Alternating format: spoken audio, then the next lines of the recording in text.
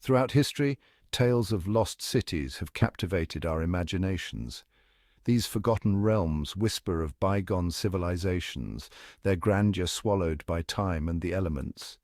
From the depths of the ocean to the heart of dense jungles, the search for these lost cities continues. The allure lies not just in uncovering their physical remains, but in deciphering the mysteries they hold. What led to their rise and fall? What lessons can we learn from their fate? The story of Iram, the city of pillars, is one such tale. It is a story of opulence and destruction, of pride and punishment, a stark reminder of the ephemeral nature of human achievements when divorced from divine guidance. Today, the Rub al Khali desert in the Arabian Peninsula is known as the Empty Quarter, a vast expanse of unforgiving sand dunes. But ancient texts tell a different story. They speak of a time when this region was a fertile and prosperous land, crisscrossed by trade routes and dotted with bustling cities. Rivers flowed through the land, sustaining lush oases and supporting a thriving civilization. It was in this land of abundance that the Ard people built their magnificent city, Iram, a testament to their wealth and architectural prowess. Little did they know that this prosperity, and their pride in it, would ultimately contribute to their downfall. Iram was said to be a city unlike any other. Nestled in the heart of the vast desert, it was a place of unimaginable beauty and wealth. The city was a marvel of human ingenuity, a testament to the creativity and ambition of its people. Towers of unimaginable height pierced the sky, earning it the moniker Iram of the Pillars, or Iram Daktlamd in ancient Arabic. These towers were not just architectural wonders, they were symbols of the city's grandeur and the aspirations of its inhabitants. These pillars, according to legend, were made of gold and silver, adorned with precious stones that shimmered under the desert sun. The sunlight would dance off these precious materials, creating a dazzling display that could be seen from miles away. It was said that the pillars were so bright that they could guide travelers through the desert. Gardens of unparalleled beauty graced the city, filled with exotic plants and the sound of cascading fountains. These gardens were a stark contrast to the harsh desert surroundings, offering a lush oasis of tranquility and peace. The air was filled with the fragrance of rare flowers, and the gentle sound of water provided a soothing backdrop to the city's hustle and bustle. The people of Iram enjoyed a life of luxury and ease, their every need met by the riches of their land. They wore the finest clothes, dined on the most exquisite foods, and lived in homes that were masterpieces of design and comfort. The city's wealth was evident in every aspect of daily life, from the grand marketplaces to the opulent palaces. Iram stood as a beacon of human achievement, a testament to the Ard's mastery over their environment.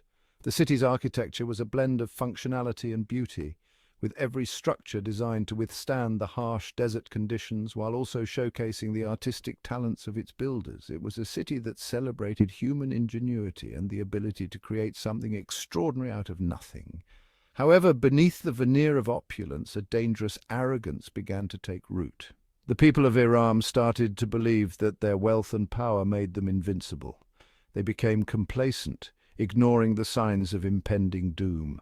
This arrogance would ultimately lead to their downfall, as the city that once stood as a symbol of human achievement was reduced to ruins, a cautionary tale of the dangers of hubris. The ruler of Iram, King Shaddad, was a man of immense ambition.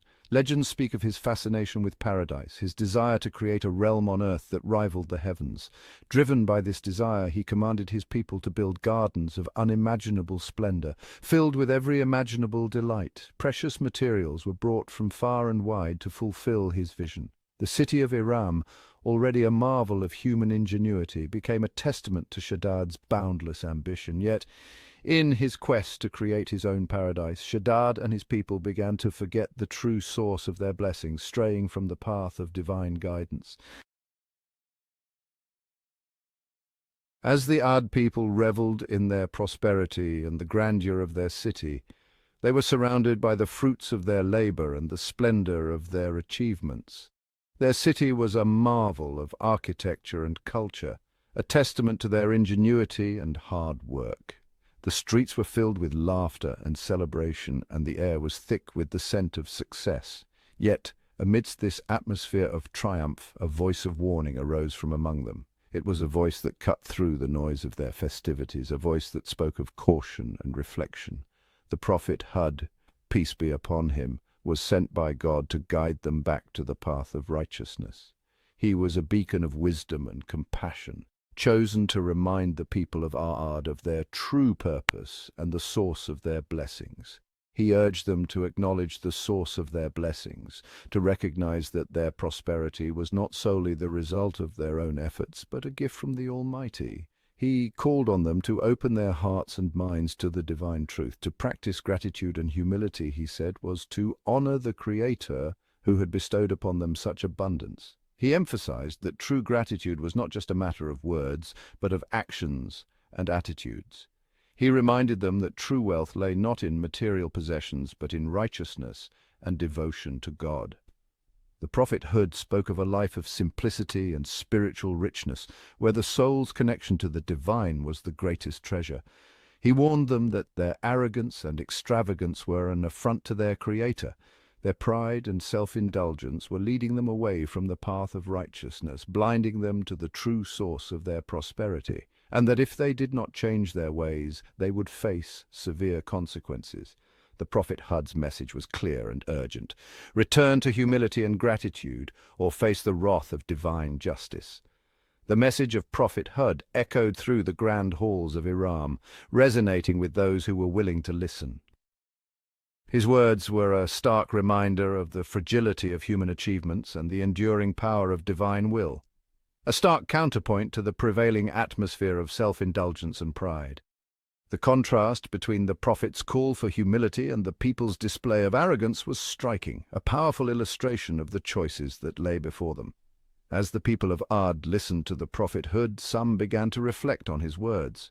They pondered the true meaning of wealth and success and the importance of humility and gratitude in their lives. Slowly a change began to take root in the hearts of those who heeded his call. They started to come together as a community, supporting one another in their journey towards righteousness and devotion. The dawn of a new era was on the horizon, one where the people of Ad could rediscover the true source of their blessings and live in harmony with the divine will. The Prophet Hud's message was not just a call for humility, but a call for a renewed sense of purpose and unity. The warnings of Prophet Hud fell on deaf ears. He spoke with a voice filled with divine wisdom, urging the people to turn away from their sinful ways and return to the path of righteousness. His words were not just mere warnings, they were a plea for salvation, a chance for the Ad people to redeem themselves and avoid the impending doom.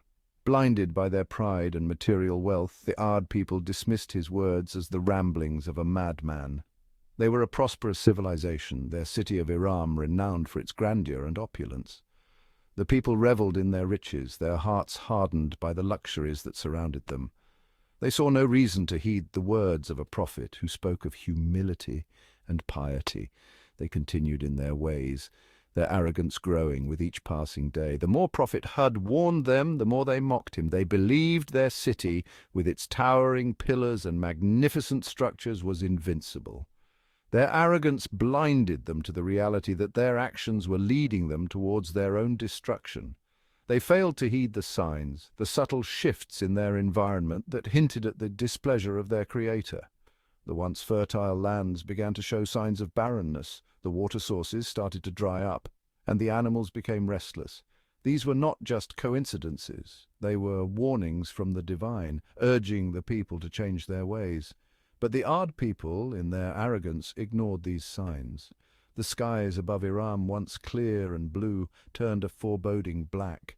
The change was sudden and dramatic, a clear indication that something terrible was about to happen. The people of Iram, however, continued with their daily lives, oblivious to the impending disaster. A wind, unlike any they had ever witnessed, began to howl through the city streets. It started as a gentle breeze, but soon grew into a ferocious storm. The wind howled with a fury that seemed almost supernatural, tearing through the city with an unstoppable force. The people of Iram, who had once felt so secure in their wealth and power, now found themselves at the mercy of the elements. The sand, once the foundation of their prosperity, turned against them, rising in a monstrous storm that swallowed the city whole. The storm raged for days, the sand covering everything in its path. The magnificent structures of Iram, the symbols of the Ard people's pride and arrogance, were buried beneath the relentless onslaught of the sandstorm. Iram, the once proud city of pillars, vanished beneath the sand, leaving behind a desolate wasteland as a testament to the consequences of unchecked pride and disobedience. The city that had once been a symbol of human achievement and prosperity was now nothing more than a cautionary tale, a reminder of the fate that awaits those who ignore the warnings of the divine. The story of Iram and the Ard people serves as a powerful lesson, a reminder that no matter how great a civilization may become, it is never beyond the reach of divine retribution.